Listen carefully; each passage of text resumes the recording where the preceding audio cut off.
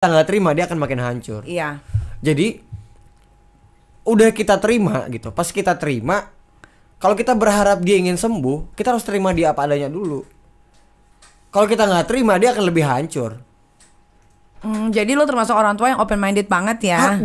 Kita harus terima. Kalau kita nggak terima, bayangin gimana perasaan dia coba.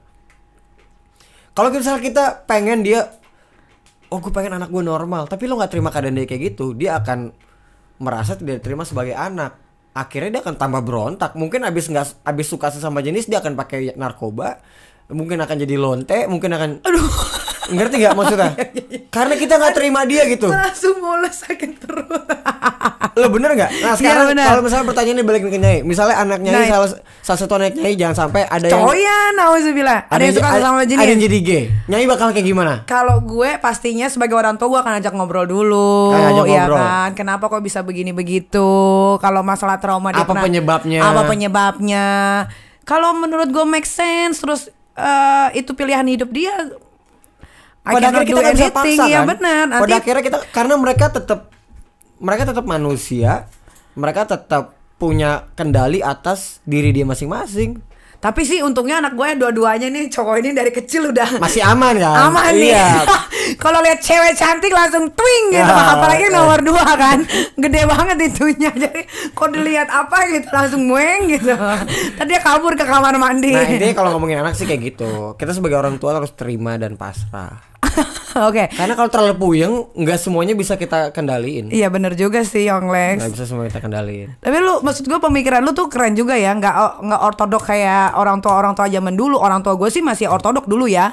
Tapi sering berjalannya waktu dia udah bisa pemikirannya luas juga. Karena gitu. Ujung-ujungnya kan sakit hati. Iya bisa terima anaknya apa adanya. Kayak gue kan harusnya pakai kerudung, cuma karena gue nggak bisa, gue lepas, tapi akhirnya bokap gue bisa terima apa adanya.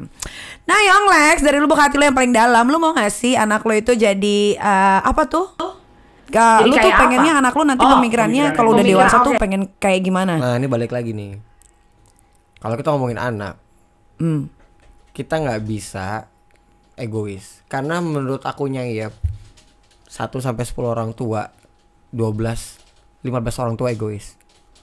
Dia pengen anaknya jadi yang dia mau, nggak boleh kayak jadinya gitu. Gokil ya. Nggak boleh kayak gitu dong. Maksudnya gini, aku pengen misalnya gue pengen anakku jadi dokter, lah emang dia mau jadi dokter? Maksudnya kasih dia kebebasan untuk dia milih masa depannya mau jadi apa. Tugas lo adalah support. Betul. Gue punya teman, dia keluarganya dokter semua.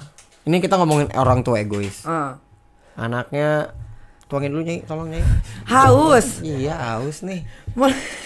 Tuh enak nih tipis-tipis santai. Enak kan? Iya enak. Ngapain ya? Kita main di sini di belakang. Iya. Oh ya. Gue punya teman dari keluarga dokter. Terus keluarganya maksa dia untuk jadi dokter. Baik nggak? Baik. Jadi dokter tuh baik. Salah nggak? Kalau aku bilang salah, kenapa? Karena kenapa dia pengen anak jadi dokter? Karena keluarga dokter. Tujuannya apa? Supaya bisa dipamerin pas lagi arisan keluarga. Ya pasti di sini yang nanti nonton podcast ini pernah jadi perbandingan lagi arisan keluarga.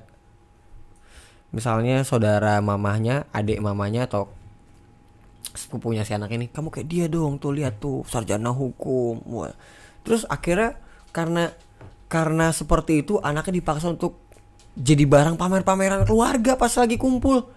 Ih, dia udah sukses nih misalnya anak ini, kayak dia dong sukses dong, maka kamu jangan males. Loh, kok kayak gitu sih? Nah si temanku ini yang udah jadi dokter, dia nggak mau jadi dokter, dia sukanya ekonomi. Salah nggak? Kan nggak salah, kan baik juga. Dia pengen sarjana ekonomi, tapi keluarganya maksa dia untuk jadi sarjana dokter.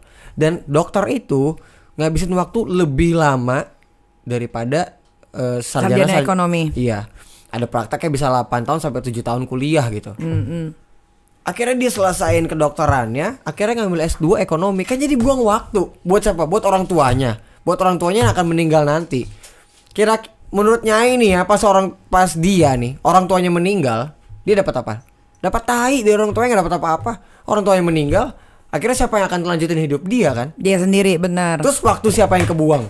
Waktu dia. Bisa dibalikin nggak bisa.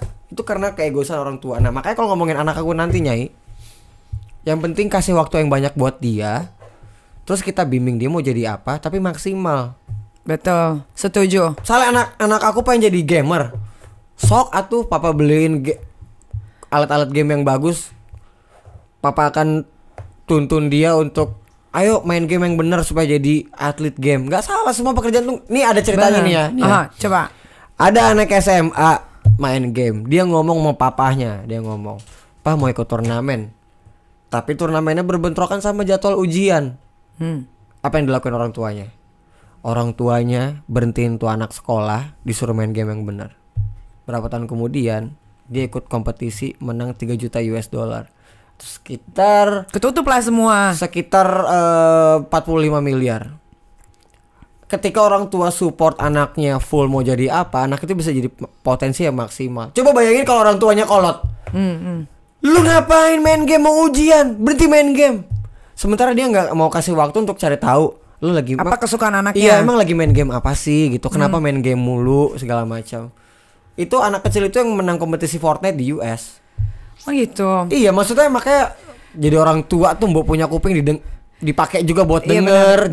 Jangan maunya mau orang tua aja mau jadi apa gitu. Gue setuju, karena teman-teman gue juga banyak banget yang curhat sama gue gara-gara orang tuanya minta begini, harus begitu. Akhirnya mereka susah sendiri sama hidupnya. Kasian juga, makanya gue juga selalu ngebebasin anak-anak gue kayak Loli sukanya apa, panahan. Gue beliin alat panas segala macam, gue lesin. Biar si anak itu mengeksplor gitu. Betul, setuju gue. Terus apa yang udah lo siapin buat anak lo yang belum cantik tahu ini? Lah, masih umur 4 bulan. Belum tahu ya. Kan, kalau gue mah anak gue di dalam kandungan aja gue udah siapin lo banyak. Apa yang mau disiapin? Asuransi, tabungan pendidikan. Kayak gitu itu mah udah pasti. Cuman kita kan lebih ke nanti mau jadi apanya dia kan nanti biar dia aja yang tentuin gitu. Jadi menurut lo itu orang tua yang kolot itu adalah orang tua yang salah? Sangat salah dan egois. Karena bagaimanapun juga anak itu titipan Tuhan. Betul. Anak itu bukan barang dan properti punya elu gitu, bukan. Kalau ada hubungan hati dan hubungan